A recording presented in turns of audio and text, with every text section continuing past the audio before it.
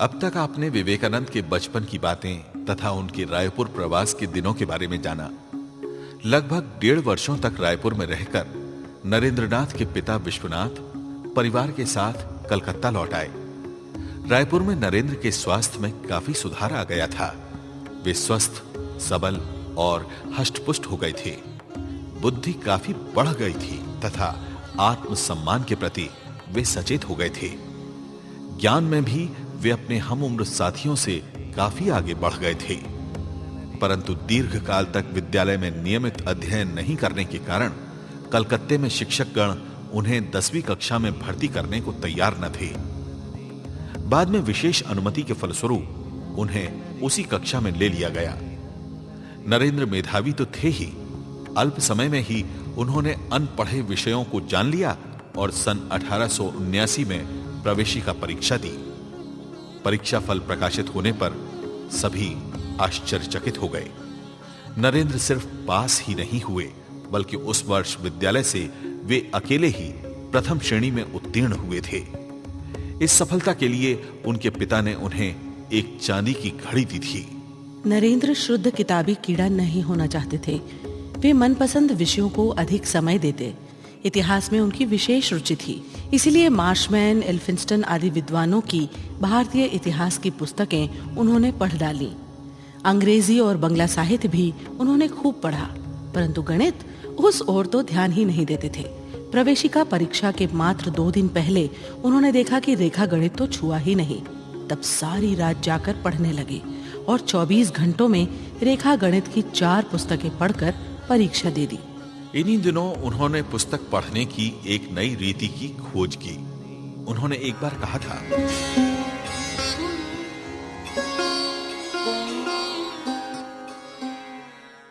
ऐसा अभ्यास हो गया था कि किसी पुस्तक को पंक्तिशः नहीं पढ़ने पर भी मैं उसे समझ लेता था। हर पैराग्राफ की प्रथम और अंतिम पंक्तियां पढ़कर ही उसका भाव ग्रहण कर लेता। ये शक्ति जब और बढ़ गई तब पैराग्राफ पढ़ने की जरूरत भी नहीं पड़ती थी। पृष्ठ की प्रथम और अंतिम पंक्तियां पढ़कर ही समझ लेता।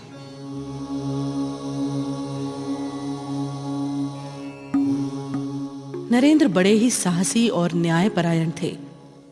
कलकत्ते में उन दिनों रंगशालाओं का सूत्रपात हुआ था, जहां नरेंद्र प्रायः नाटक देखने जाया करते थे। एक बार की बात है, नरेंद्र एक रंगशाला में नाटक देख रहे थे।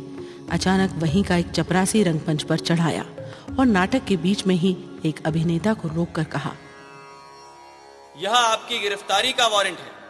आपको गिरफ्तार किया जाता है। अदालत का आदेश है। मेरे साथ चलिए। अचानक इस रुकावट से सभी अभिनेता और दर्शक सकपका गए। नाटक रुक गया। नरेंद्र से रहा नहीं गया। वे गरज उठे, स्टेज से बाहर निकल जाओ। जब तक नाटक खत्म न हो बाहर खड़े रहो। इस तरह लोगों को तंग करने का क्या मतलब? सभी दर्शकों ने उनका समर्थन करते हुए कहा,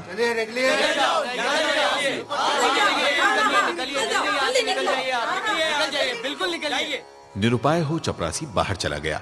सभी ने नरेंद्र की पीठ थपथपाई। वाह नरेंद्र, बहुत अच्छी बात। अगर तुम न होते तो आज का नाटक बंद ही हो जाता। नाटक फिर से शुरू हुआ।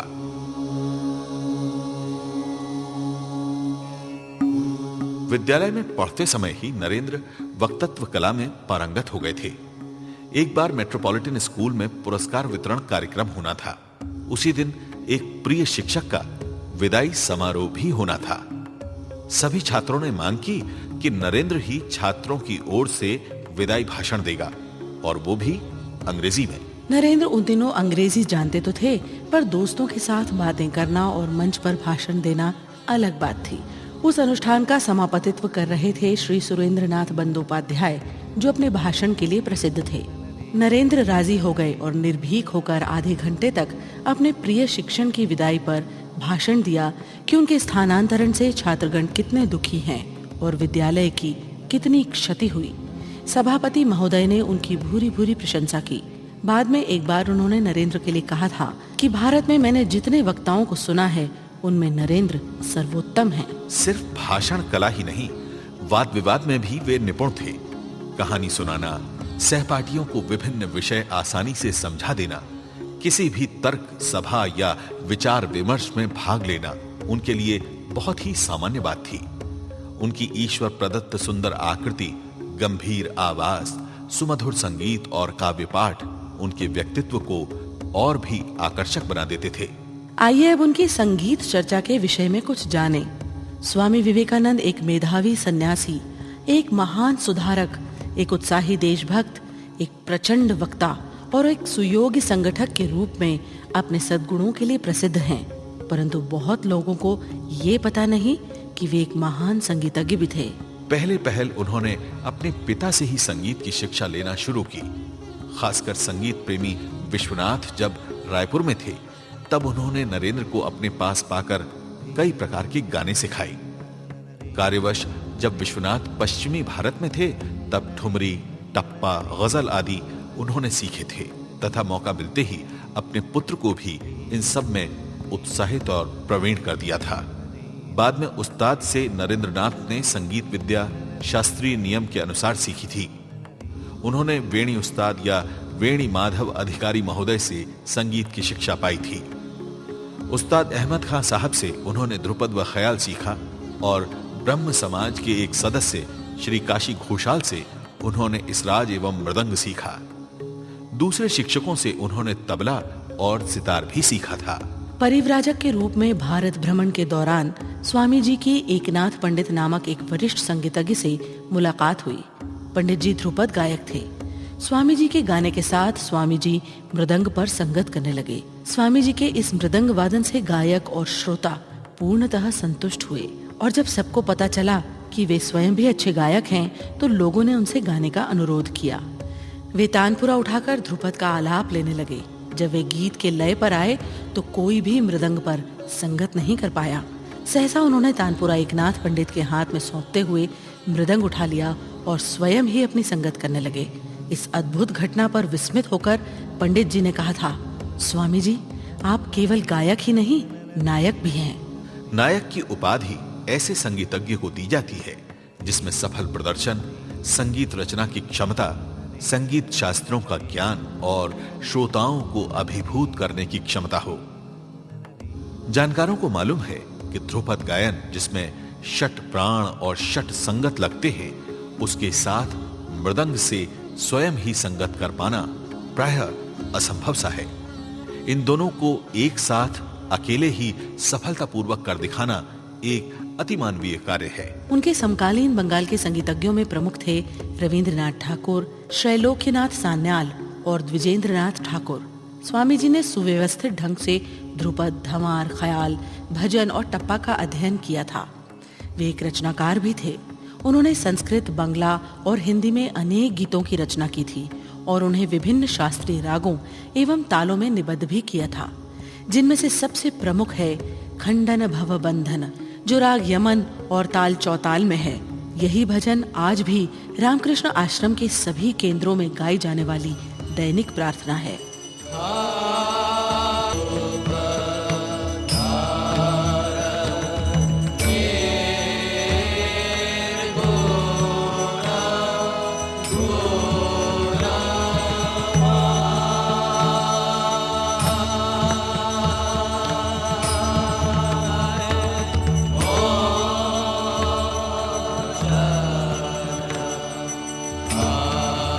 से प्रिय था। वे कहा करते थे,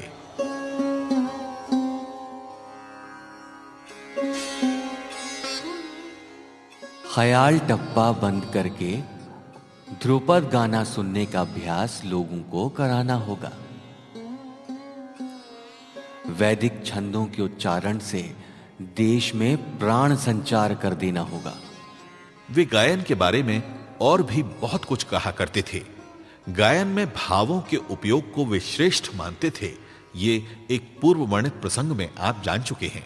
वे कहते थे, भाई ध्रुपद और ख्याल गायन एक विज्ञान है, परंतु भजन, कीर्तन, माथुर और विरह तथा ऐसी अन्य रचनाओं में सच्चा संगीत निहित है, क्योंकि उनमें भाव है। भाव ही संगीत की आत्मा है, रहस्य है। कुछ लोग सोचते हैं कि केवल भाव मात्र ही संगीत है, पर ऐसी बात नहीं। दूसरी ओर भाव विहीन परंतु संगीत के व्याकरण शास्त्र पर आधारित शब्दों की कसरत भी संगीत नहीं है। लोक संगीत की मधुरता, शास्त्रीय संगीत का विज्ञान और कीर्तन का भाव, इन्हें मिलाने से ही आदर्श संगीत की सृष्टि होगी। स्वर चिन्ह और श्रुतियों के बारे में उनका कहना था, जो ध्रुपद गाने में दक्ष हैं, उन्हें तो टप्पा कर्कश ही लगता है। क्या आप सोचते हैं कि टप्पा को नाक से गाते हुए बिजली के समान एक सुर से दूसरे सुर दौड़ना कोई उत्कृष्ट संगीत है? नहीं, जब तक प्रत्येक सुर में ठहराव न हो, संगीत की सृष्टि नहीं हो सकती। तुम्हारी समझ में ये नहीं आ रहा है कि जब एक स्वर के पीछे दूसरा स्वर इतनी द्रुत गति से आता है तो केवल संगीत की सुषमा ही नष्ट नहीं होती, वरन एक प्रकार का बेसुरापन पैदा हो जाता है। स्वामी जी को पाश्चात्य संगीत के बारे में भी अच्छा ज्ञान था। उसमें गहराई तक बैठने के बाद उन्होंने उसके बारे में उच्च धारणा बना ली थी। उन्होंने कहा था, जब मैंने पाश्चात्य संगीत को ध्यान पूर्वक सुनना शुरू किया और उसके शास्त्रीय पक्ष का अध्ययन किया तो प्रशंसा किए बिना नहीं रह सका। सभी कलाओं का यही हाल है, पर हमारे संगीत में स्वरों का आरोह अवरोह बहुत सुंदर बन पड़ता है। फ्रांस के लोगों ने भारतीय संगीत के इस गुण को पहचाना और अपने संगीत में अपनाने का प्रयत्न किया। उनको देखकर यूरोप भर में इसका अनुसरण होने लगा। विवेकानंद केवल संगीतज्ञ ही नहीं थे, वे बहुत उच्च कोटि के कवि भी थे। वे भाव और बुद्धि दोनों का इस्तेमाल कर कविता लिखा करते थे। यथास्थान हम आपको उनके कवि रूप का परिचय देंगे।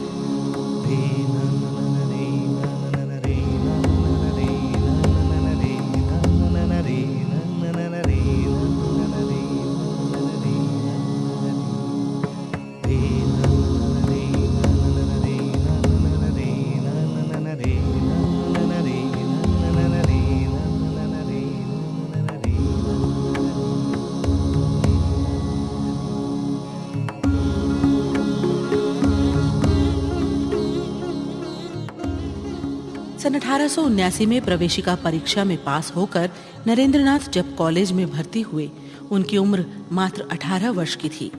परीक्षा की तैयारी करते समय 3 वर्षों का पाठ केवल 1 वर्ष में ही समाप्त कर लेने पर उनको अत्यधिक परिश्रम करना पड़ा था। वे प्रेसिडेंसी कॉलेज में अध्ययन तो करने लगे, पर मलेरिया से पीड़ित होकर उन्हें उस वर्ष के लिए कॉलेज छोड़ना पड़ा।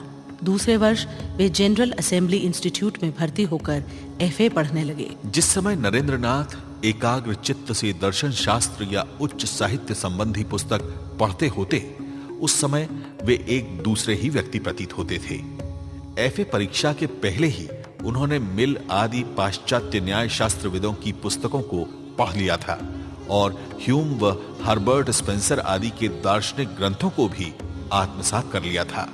उस कॉलेज के अध्यक्ष विलियम हेस्टी साहब बड़े पंडित, कवि और दार्शनिक थे। नरेंद्रनाथ और ब्रजेंद्रनाथ आदि कुछ प्रतिभाशाली छात्र उनके विशेष प्रिय थे। वे उनके पास नियमित रूप से दर्शन शास्त्र का अध्ययन करते थे। हेस्टी साहब एक दिन कॉलेज में नरेंद्र का दार्शनिक विश्लेषण करते सुन बहुत संतुष्ट हुए और कहा, नरेंद्र दर्शन शास्त्र के अति उत्तम छात्र हैं। इंग्लैंड और जर्मनी के सारे विश्वविद्यालयों में ऐसा एक भी छात्र नहीं जो इनके समान मेधावी हो। पाश्चात्य विज्ञान और दर्शन शास्त्रों की आलोचना ने नरेंद्र के हृदय में एक विराट द्वंद्व पैदा कर दिया। उनका जन्मगत संस्कार और गहरा विश्वास चारों ओर की स्थिति के संघर्ष में आकर डगमगाने लगा। डेकार्ट का अहमवाद, ह्यूम और बेन की नास्तिकता, डार्विन का विकासवाद और सबसे ऊपर स्पेंसर का अज्ञेयवाद इत्यादि विभिन्न विचारधारा में बहते हुए नरेंद्रनाथ सत्य की प्राप्ति के लिए व्याकुल हो उठे। क्रमशः बढ़ती हुई ज्ञान पिपासा लेकर नरेंद्र जितना ही अग्रसर हुए उतना ही वे समझने लगे कि परम सत्य को प्राप्त करना हो तो केवल विचार बुद्धि द्वारा दार्शनिक सूक्ष्म तत्वों की मीमांसा में लगे रहने से काम नहीं चलेगा, परंतु उपाय क्या है? अतः वे सत्य की खोज में अपने मन को केवल दर्शन, साहित्य, विज्ञान एवं इतिहास की चर्चा में न लगाकर जीते जागते आदर्श की खोज करने लगे। नरेंद्रनाथ सत्य की उपलब्धि की प्रेरणा से ही ब्राह्म समाज में गए थे। वे साधारण ब्राह्म समाज के सदस्य तो बने, पर कुछ बंधे हुए मतवाद और नियमित उपासना आदि द्वारा उनकी आध्यात्मिक तृष्णा शांत नहीं हुई। ब्राह्म समाज में सम्मिलित होने के पहले ही नरेंद्र राजा राम मोहन राय द्वारा लिखित पुस्तकों तथा लेखों से परिचित हो चुके थे। वे महर्षि देवेंद्रनाथ ठाकुर तथा केशव चंद्र के पास भी आलोचना के लिए जाया करते थे, परंतु उपासना के विषय में वे समाज के दूसरे व्यक्तियों से सहमत न हो सके। बुद्धिमान तथा दृढ़ निश्चय नरेंद्र दूसरों के विचार को बिना स्वयं विचार किए मान लेने वालों में से नहीं थे। लोगों के द्वारा आपत्ति करने पर वे पाश्चात्य दार्शनिकों की युक्तियों को समझते और लोगों को हार माननी पड़ती। रविवार को अक्सर नरेंद्र उपासना के समय ब्रह्म संगीत गाकर सदस्यों को प्रसन्न करते थे, परंतु उनका वैराग्यशील मन ब्रह्म समाज में त्याग और धार्मिक बुद्धि की कमी देखकर सिर्फ उनकी उपासना से तृप्त न होता था। उन दिनों नरेंद्रनाथ महर्षि देवेंद्रनाथ के कहने पर अधिक से अधिक समय ध्यान करते थे। यही नहीं, उन्होंने निरामिष भोजन भी शुरू कर दिया। जमीन पर सोते थे, सफेद धोती और चादर पहनते थे, यानी शारीरिक कठोरता का पालन करते थे। उन्हीं दिनों उन्होंने पास ही में अपनी नानी के घर में ऊपर 2 मंजिले पर एकांत में एक कमरे की इच्छा जाहिर की। इस पर किसी ने आपत्ति भी नहीं की। वे उस कमरे में अध्ययन, संगीत और शेष समय साधना, भजन और ध्यान किया करते थे। इस तरह दिन बीतते गए, पर उनकी सत्य की खोज पूरी नहीं हुई, बल्कि बढ़ती गई। अतः वे इस निष्कर्ष पर आए कि सत्य को प्रत्यक्ष करने के लिए एक ऐसे व्यक्ति की शरण चाहिए जिसने स्वयं उस सत्य का साक्षात्कार किया हो। उन्होंने उसी समय प्रण कर लिया था कि या तो इस जीवन में सत्य को प्राप्त करना होगा, नहीं तो प्राण त्याग देंगे। पाश्चात्य दार्शनिकों के विचारधाराओं से आलोकित तथा युक्तिवादी ब्राह्म समाज के सदस्य होते हुए भी वे सद्गुरु की प्राप्ति के लिए व्याकुल हो उठे। कलकत्ते के शिमला मोहल्ले में सुरेंद्रनाथ मित्र महोदय एक दिन अपने घर पर श्री रामकृष्ण देव को ले आए। उस दिन एक उत्सव का आयोजन किया गया। काफी लोग उसमें शामिल हुए। उन्हें रामकृष्ण देव का दर्शन जो करना था। उस दिन किसी अच्छे गायक के न मिलने पर मित्र महोदय पड़ोस से नरेंद्र को बुला लाए। सन 1881 के नवंबर मास में श्री रामकृष्ण देव के साथ नरेंद्रनाथ की पहली मुलाकात हुई। उस दिन वे नरेंद्र का गाना सुनकर अति संतुष्ट हुए और बड़े आग्रह के साथ पूछताछ करके उन्होंने नरेंद्र से एक दिन दक्षिणेश्वर मंदिर में आने का अनुरोध भी किया।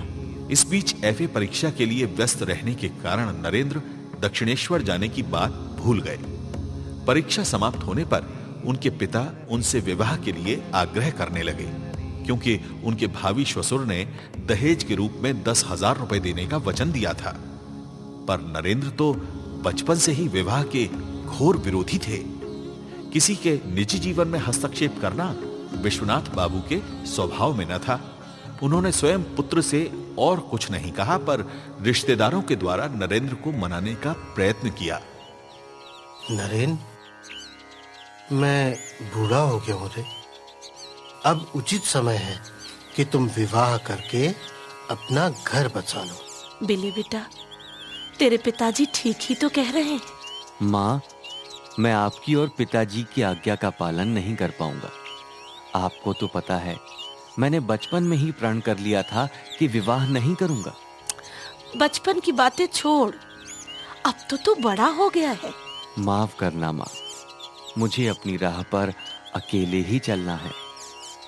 आप लोग उस यात्रा को मत रोकिए। मैं आप लोगों से भीख मांगता हूँ। मुझे अकेले ही सत्य की खोज करने दीजिए।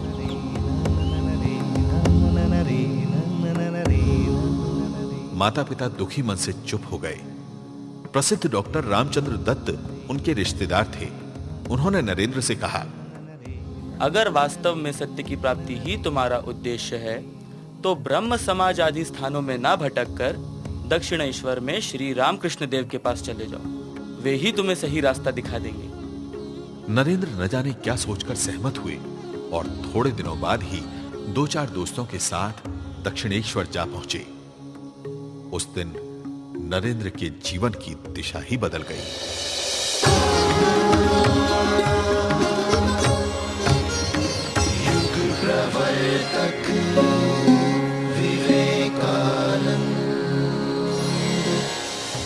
आलेख डॉक्टर पापिया दास गुप्ता, निर्देशन श्रुति धर्मेश, परिकल्पना श्रीराम तिवारी, समन्वय संजय यादव, मध्य प्रदेश शासन संस्कृति विभाग, स्वराज संस्थान संचालनालय की प्रस्तुति।